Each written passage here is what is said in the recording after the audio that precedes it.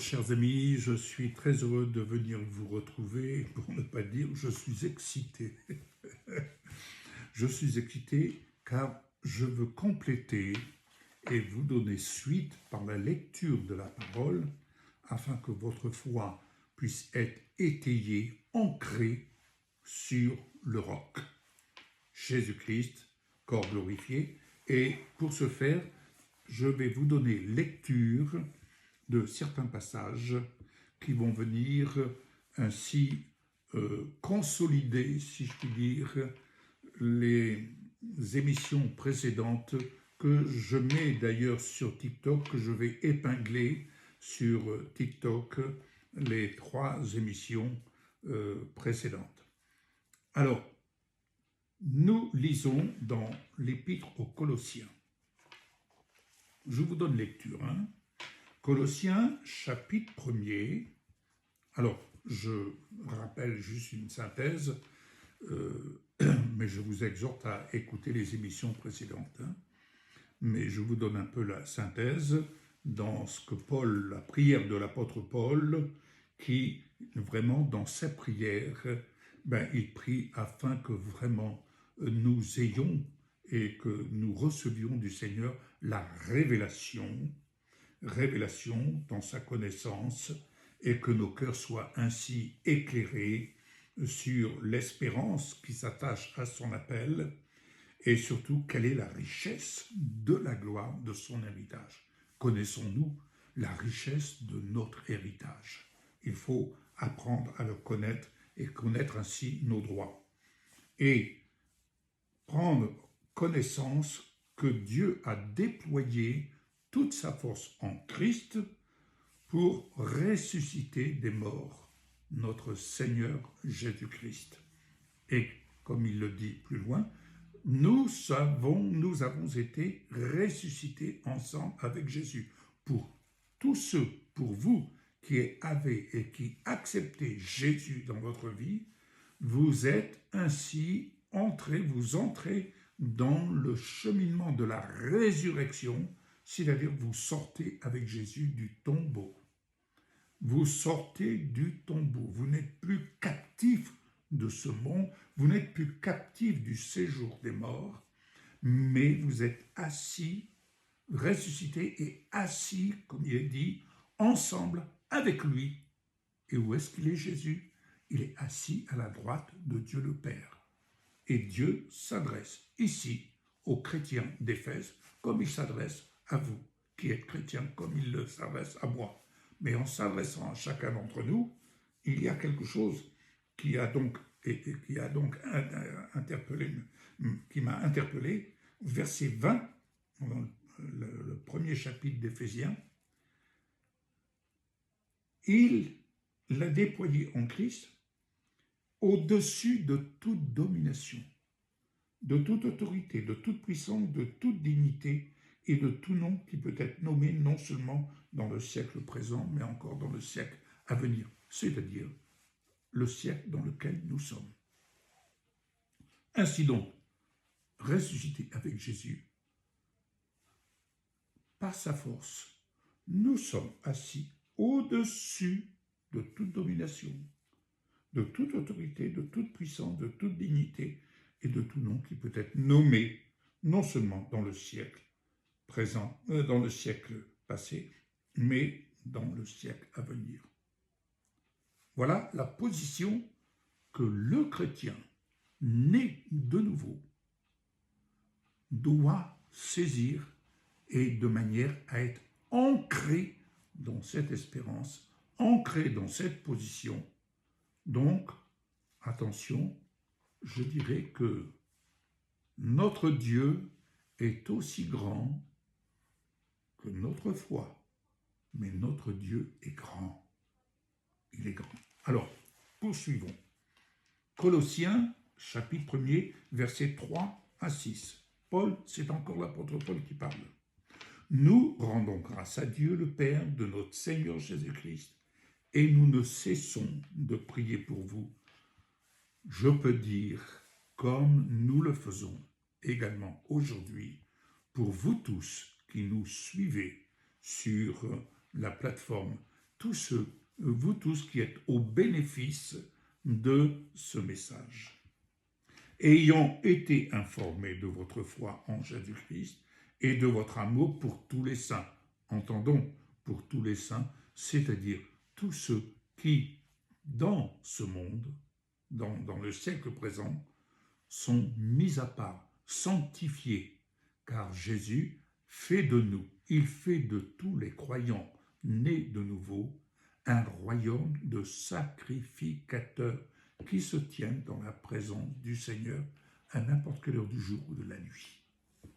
Donc, et de votre amour pour tous les saints, de cet amour qu'un grand nombre nous témoigne ou vous témoigne, à cause de l'espérance qui vous est réservée dans les cieux.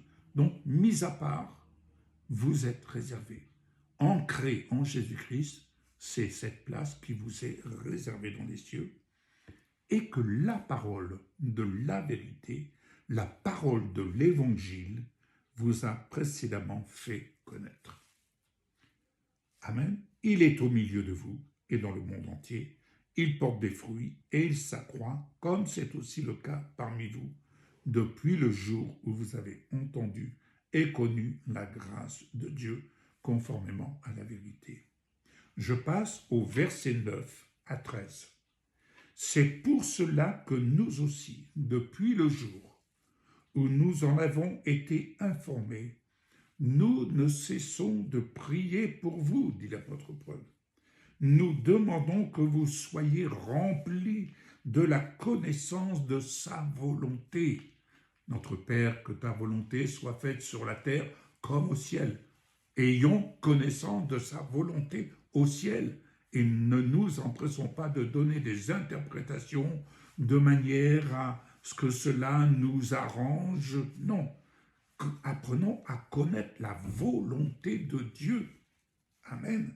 Et la volonté de Dieu, c'est que nous soyons en communion avec Jésus-Christ, corps glorifié. C'est ce que l'apôtre Paul nous explique dans ses écrits. N'oublions pas, Saul de Tarse qu'il était, a été face à Jésus-Christ, corps glorifié. Alléluia. C'est donc la révélation, par révélation, que Jésus en a fait l'apôtre Paul. Amen. Nous demandons que vous soyez remplis de la connaissance de sa volonté en toute sagesse et intelligence spirituelle pour marcher de manière digne du Seigneur. Est-ce que nous, chrétiens, nous marchons d'une manière digne du Seigneur si nous tenons ces enseignements? Oui, mais ce n'est pas pour nous, c'est pour les autres. Nous n'avons pas le même niveau. Non. Le Seigneur se révèle à un plus petit comme à un plus grand. Alléluia. Pour marcher d'une manière digne du Seigneur et lui être partiellement, non, entièrement agréable, portant des fruits, en toutes sortes de bonnes œuvres, et je parle des œuvres, non pas nos œuvres, mais les œuvres que Dieu a préparées d'avance afin que nous les pratiquions.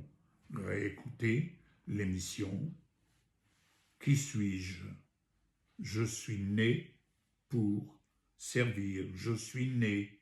Réécoutez cette émission, vous aurez un récapitulatif de certaines œuvres dans lesquelles l'Esprit de Dieu vient pour vous conduire. Ce sont des œuvres que Dieu lui-même a préparées d'avance. Alléluia. De telle sorte que nous portions des fruits en toutes sortes de bonnes œuvres et croissant par la connaissance de Dieu, fortifiés à tous égards par sa puissance glorieuse, en sorte que vous soyez toujours et avec joie persévérants et patients. Première épître de Pierre. Première épître de Pierre. Voilà, chapitre 1er, versets 3 à 9. Je lis. L'apôtre Pierre lui-même dit « Béni soit Dieu, le Père de notre Seigneur Jésus-Christ, qui, selon sa grande miséricorde, nous a régénérés pour une espérance vivante par la résurrection de Jésus-Christ. Par la résurrection, nous avons été ressuscités avec Jésus, donc nous avons été régénérés, esprit, âme, et également régénérés corps. Il faut comprendre notre héritage en Jésus-Christ, régénéré esprit, âme et corps. Nous avons été régénérés par une espérance vivante par la résurrection de Jésus-Christ d'entre les morts. C'est pourquoi nous ne devons plus prendre en compte, nous ne sommes plus dans le séjour des morts, dans ce tombeau, mais avec Jésus, nous sommes transportés dans son royaume. C'est pourquoi il dit « Recherchez le royaume de Dieu et sa justice, et tout le reste vous sera donné en plus. »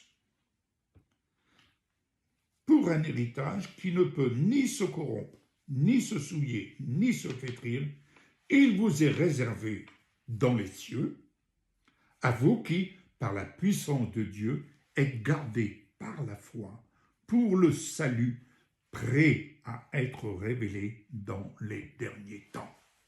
Amen.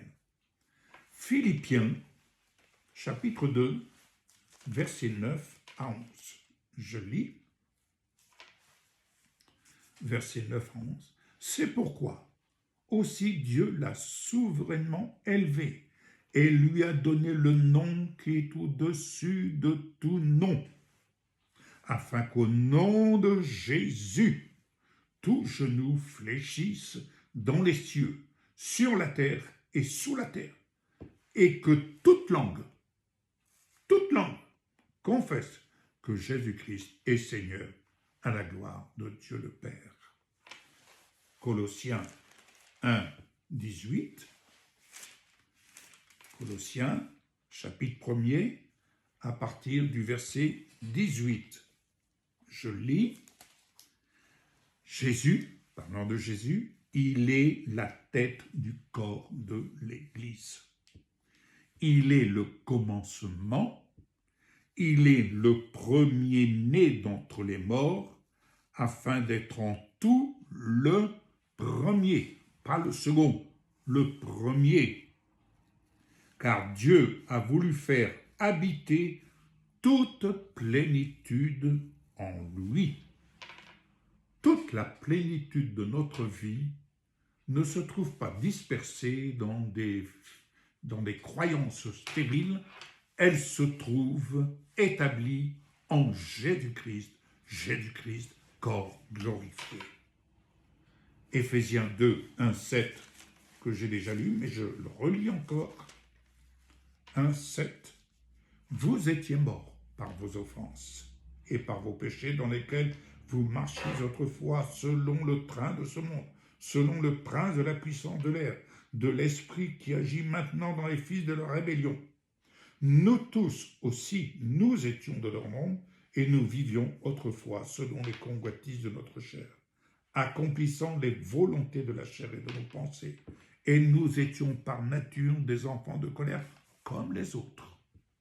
Mais Dieu, qui est riche en miséricorde, à cause du grand amour dont il nous a aimés, à cause du grand amour dont il t'a aimé, dont il m'a aimé. Alléluia. Nous tous qui étions morts par nos offenses, toi, moi et les autres, il nous a rendus vivants, il t'a rendu vivant comme il m'a rendu vivant avec Christ, c'est-à-dire par grâce. Nous sommes sauvés, vous êtes sauvés, comme je suis sauvé par pure grâce. Il nous a ressuscités ensemble. Il m'a ressuscité, il t'a ressuscité avec lui. Et nous a fait asseoir ensemble. Il t'a fait asseoir avec lui. Il m'a fait asseoir avec lui dans les lieux célestes en Jésus-Christ. Pourquoi? Afin de montrer dans les siècles à venir, dans notre siècle, l'infinie richesse de sa grâce par sa bonté envers nous en Jésus-Christ. Alléluia. Et je termine par Philippiens. Chapitre 3, un seul verset. Alléluia. Et ce sera là ma conclusion. Il nous a dit, ainsi, je connaîtrai Christ et la puissance de sa résurrection et la communion de ses souffrances en devenant conforme à lui dans sa mort pour parvenir, si je puis, à la résurrection d'entre les morts. Le chemin de la foi, le voici. À chacun de s'y engager en répondant à l'appel du Seigneur, à l'appel de notre Dieu, à l'appel de notre Père. Jésus a inauguré la route royale par son propre sang. Tout est possible à celui qui croit. C'est là le véritable combat de la foi qui appartient à chacun d'entre nous. Je vous exhorte, je vous y encourage, comme moi-même, je me laisse véritablement entraîner, attirer en communion avec l'Esprit de Dieu qui, lui, assurément, vient me conduire comme il vient pour te conduire dans cette dimension céleste qui concerne le chemin de la foi. À très bientôt, bonne réflexion, méditez et à très bientôt. Au revoir.